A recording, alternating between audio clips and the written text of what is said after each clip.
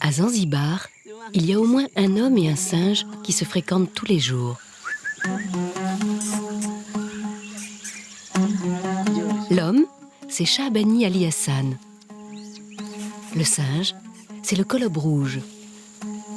Dernier spécimen d'une espèce rare et sauvage qui vit ici coupé du continent depuis 15 000 ans.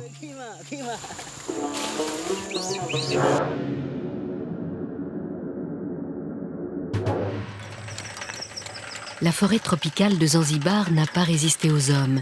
Il n'en reste plus que quelques hectares dans la réserve de Jozani.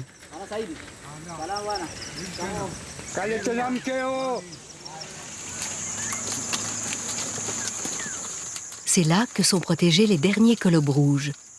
Et c'est là aussi que Shaabani travaille comme guide pour accompagner tous ceux qui viennent du monde entier rendre visite à l'étonnant petit singe. Bienvenue dans la réserve de Jozani, où sont protégés les derniers colobes rouges du monde, à Zanzibar.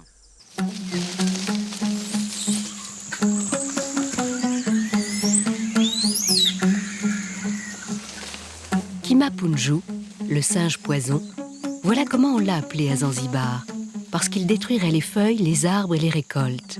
Et il a bien failli disparaître il y a quelques années, victime de sa réputation, mais aussi de la disparition de la forêt, son milieu.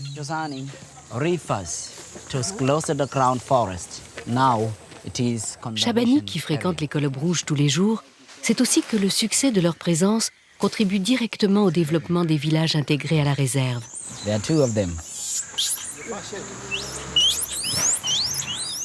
Pour y accéder et les voir, en effet, il faut payer quelques shillings au gouvernement de Zanzibar. Et cet argent est redistribué aux habitants des villages de la zone pour les aider. Il y a les singes et les plantes de la forêt, comme Jimbi Wintu, qui soulage les maux de tête, d'estomac et d'intestin et aide les mères à accoucher.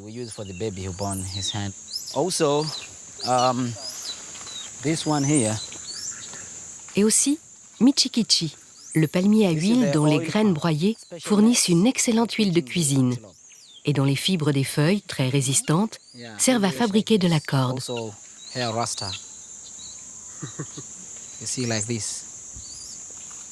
Shaabani confirme aussi que les graines de Michikichi sont très appréciées des colobes. Colobus monkeys like young leaves, like here. You know, also they eat stalk, they eat young bugs, also they eat nuts. So that's why I can say Indian almond. Et voilà ce que les colobes préfèrent, des feuilles d'amandier indiens. But also they eat more than 50. Mais ils peuvent aussi manger toutes sortes de jeunes pousses, de fleurs, de graines ou de fruits, à condition que toutes ces plantes ou ces fruits soient verts. Car ce petit singe ruminant ne peut digérer le sucre. Avec son estomac composé de plusieurs poches, il peut quand même ingurgiter une énorme quantité de végétaux.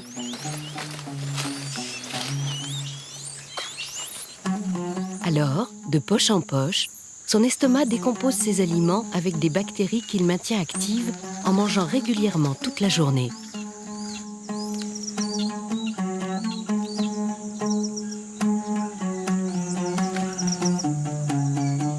Bref, tout un programme à ruminer quotidiennement, mais dont les effets ne peuvent être que dévastateurs dans une forêt de plus en plus réduite, avec des singes de plus en plus nombreux.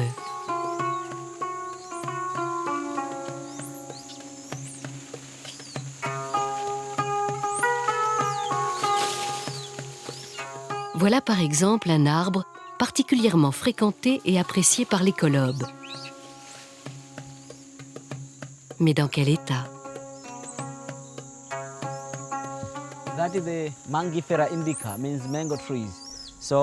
Toutes les feuilles de cet arbre ont été mangées par les colobes. Et maintenant, ce manguier va mourir.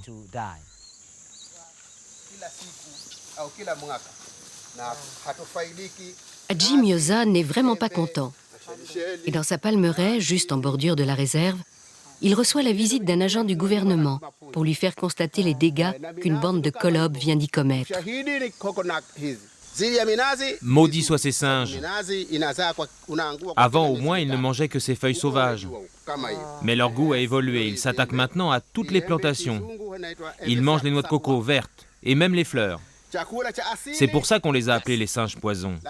Et c'est vrai qu'en quelques heures, les colobes lui ont pillé presque toute sa récolte à venir. Il faut beaucoup de patience pour lui faire comprendre que ce préjudice sera indemnisé grâce à l'argent payé par les touristes pour voir les colobes.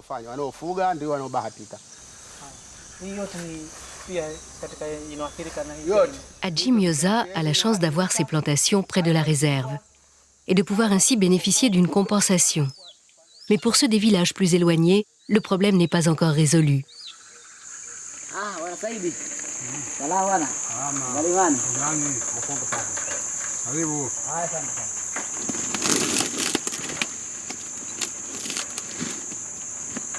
Salam alaikum. Kalimani sana. Ces gardes forestiers ont pour mission de surveiller toute la zone de réserve. Shabani, qui les connaît bien, leur signale qu'il a vu ce matin un groupe de colobes qui s'éloignait de la réserve. Et il leur demande justement d'aller vérifier si ce groupe n'est pas en train de se diriger vers la côte, c'est-à-dire vers les cultures voisines de son village.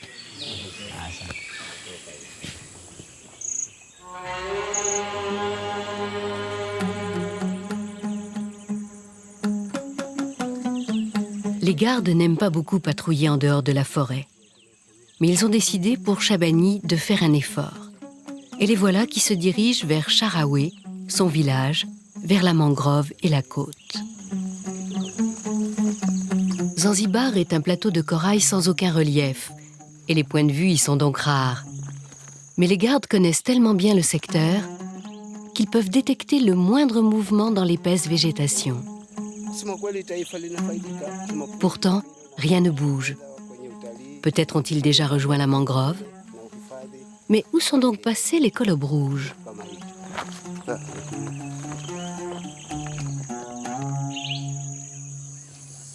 La meilleure manière de savoir ce que deviennent les colobes, c'est de les recenser. Ali Abdulrahim est le seul officier responsable de la vie sauvage à Zanzibar et en Tanzanie. Il a demandé à Shabani de l'accompagner, car il apprécie particulièrement sa connaissance du terrain et des animaux. Avec quelques auxiliaires, il vient régulièrement observer et recenser les familles de colobes et leurs déplacements. Car les colobes sont très sociaux, et chaque groupe d'une trentaine d'individus comporte 1 à 4 mâles, les femelles et les petits.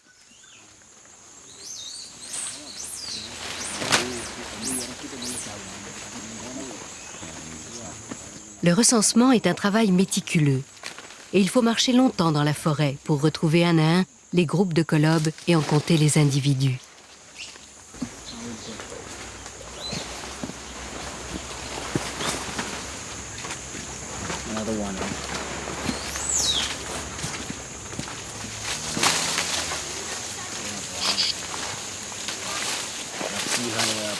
Shabani, qui les connaît presque tous, est d'une aide précieuse.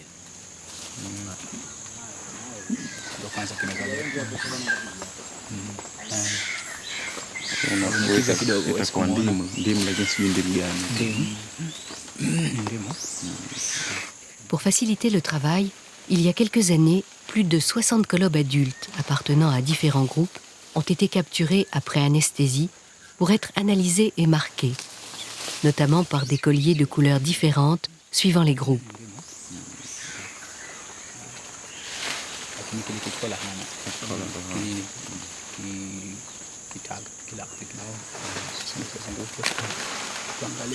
Mais il n'est pas toujours facile de s'y retrouver.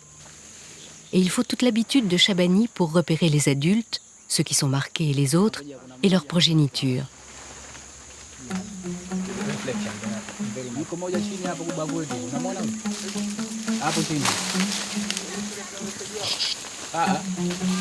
Il y a 20 ans, menacés de disparition, il n'était plus que 500 dans toute l'île.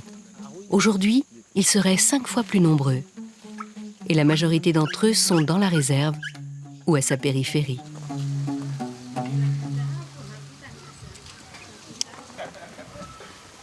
Charaoué, le village de Chabani, n'est qu'à une demi-heure de vélo de la réserve. Un millier d'habitants y vit encore sans électricité, de l'agriculture, d'artisanat et d'un peu de pêche. Et les liens traditionnels de la communauté sont toujours très forts.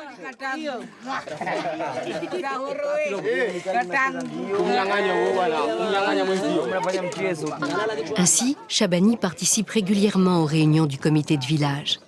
Cette petite assemblée locale, en partenariat avec le gouvernement, réunit des agriculteurs et des villageois concernés par le développement. Aujourd'hui, on y parle des colobes rouges.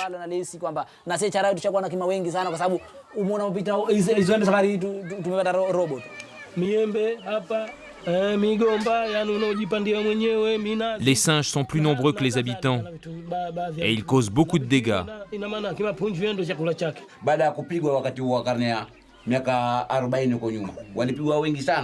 C'est bien de les protéger, mais qu'ils restent à Jozani. Sinon, s'ils reviennent ici, il faudra bien les éliminer. Comment faire autrement? Comment faire?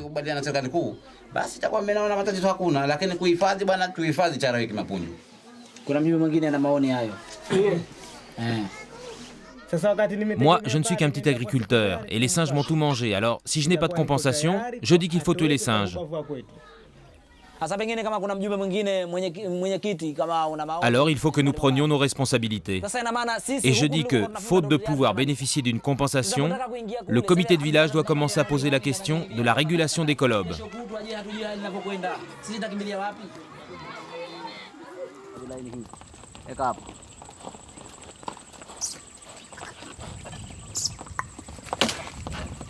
Comme ses voisins du village, Chabani s'est mis à la culture pour compléter son salaire.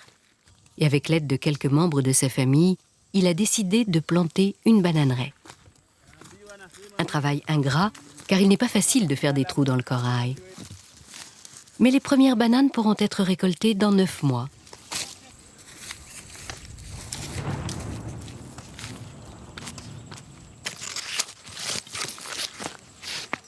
Et puis aucun risque avec les colobes. Ils mangent tous les fruits verts, sauf la banane, justement. Il faut faire vite, car nous sommes au début de la saison des pluies et les pieds de bananiers n'apprécient pas d'être plantés dans l'eau. On l'attendait depuis tellement longtemps, cette pluie, que c'est quand même une bénédiction.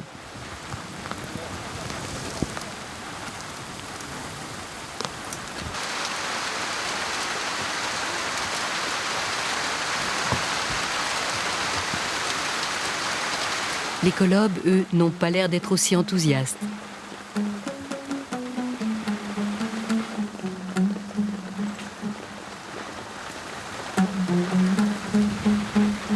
Et pourtant, ça fait des siècles que Procolubus kirkii, le colobe rouge de Zanzibar, subit Mazika, la grande saison des pluies poussée par les vents de l'océan Indien.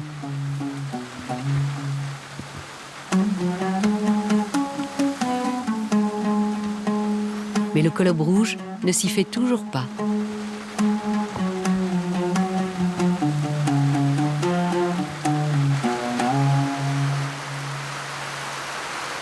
Au village non plus, quand chacun a regagné son toit, il ne fait plus bon sortir. Car à partir d'avril et en mai, ce sont des trombes d'eau qui peuvent se déverser du ciel pendant plusieurs jours consécutifs.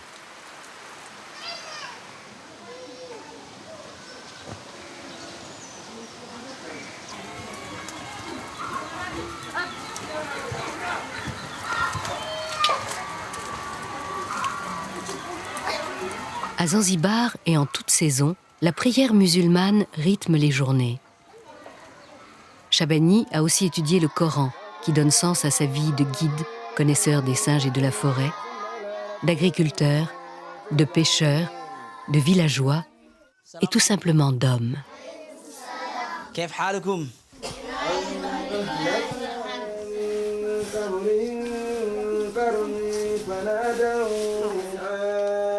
Il est devenu cheikh, chef spirituel musulman, pour enseigner à son tour les textes sacrés aux enfants de son village et leur faire comprendre, par exemple, que Allah a fait descendre du ciel l'eau pour boire et faire pousser les plantes qui nourrissent les troupeaux, et que par cette eau, les cultures et les fruits peuvent germer.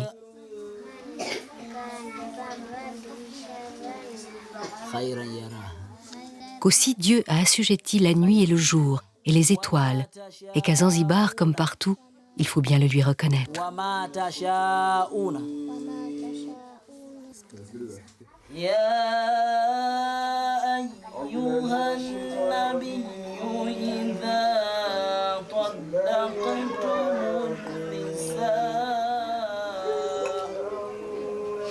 Depuis qu'il est devenu, à sa manière, gardien de la dernière forêt de Zanzibar, et grâce à ce nouveau métier, Shabani a pu commencer à bâtir sa maison et fonder une petite famille.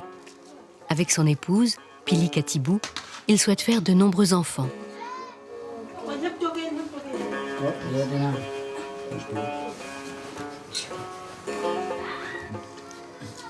Et avant de retrouver un jour ce qu'il appelle le paradis d'Allah, Shabani espère bien voir grandir sous son toit au moins une dizaine d'enfants.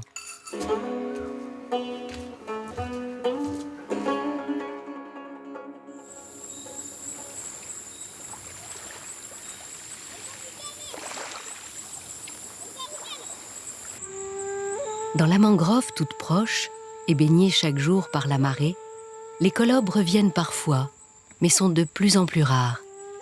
Depuis qu'ils sont officiellement protégés, les petits singes gourmands préfèrent nettement la réserve et les cultures limitrophes.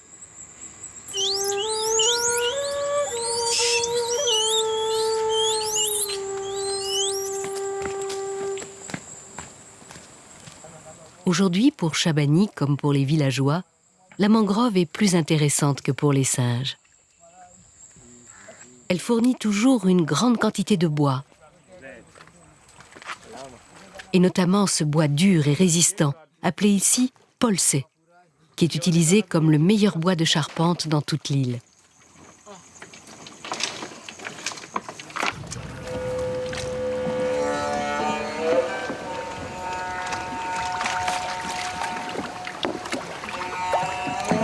Dans la baie, au bout de la mangrove, et juste en face du village, la pêche est aussi l'occasion d'équilibrer l'ordinaire de chaque jour.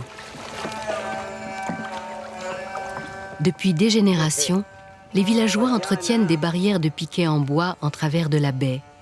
Et avec des filets, il suffit de piéger les bancs de poissons qui descendent vers le large, aspirés par le mouvement de la marée.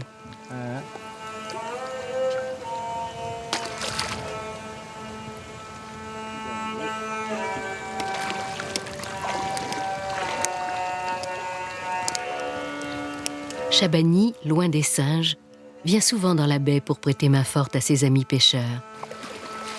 Et jusqu'à ce jour, personne n'est jamais rentré bredouille.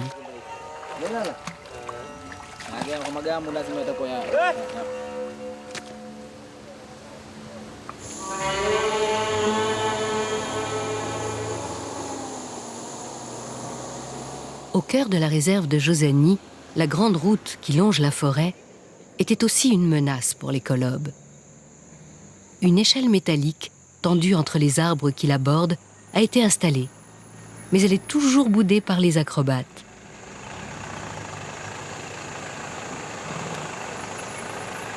Et les colobres rouges, inconscients du danger, étaient tout simplement en train d'être décimés par la circulation. Avec des panneaux de limitation de vitesse et surtout des ralentisseurs, les risques ont diminué. Et les Zanzibarites, obligés de ralentir à hauteur de Josani, en profitent même pour s'arrêter et regarder passer les petits singes de plus en plus familiers.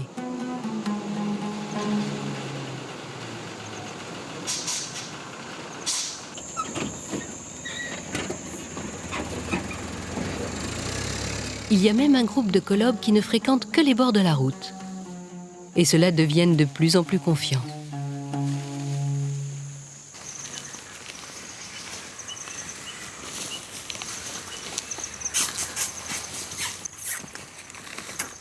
Monkey. Come. Take it. Okay. Monkey.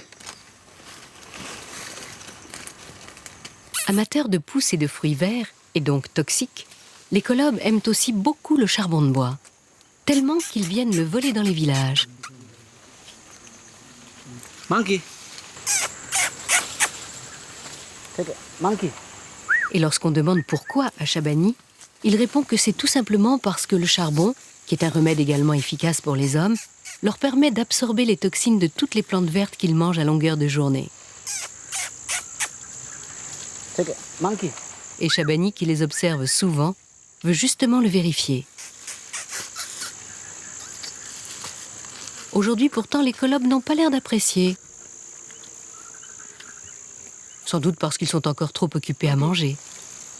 Monkey, monkey. Monkey. Mais à la fin du repas, le résultat est là.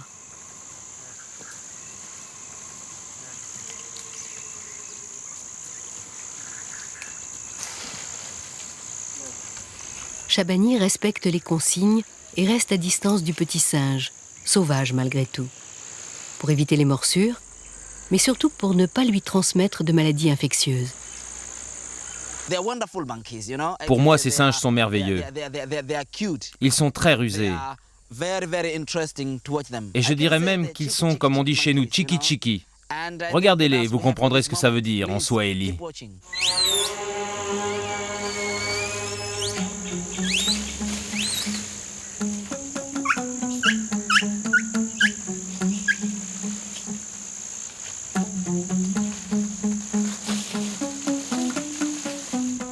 Regardez, ils sont en train de s'accoupler.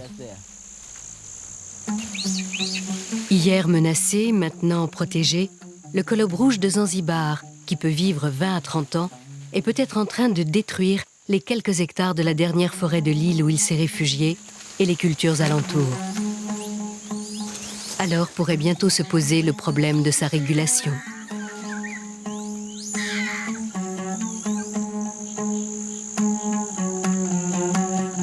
En attendant, Shabani le guide et le colobe rouge se fréquentent tous les jours.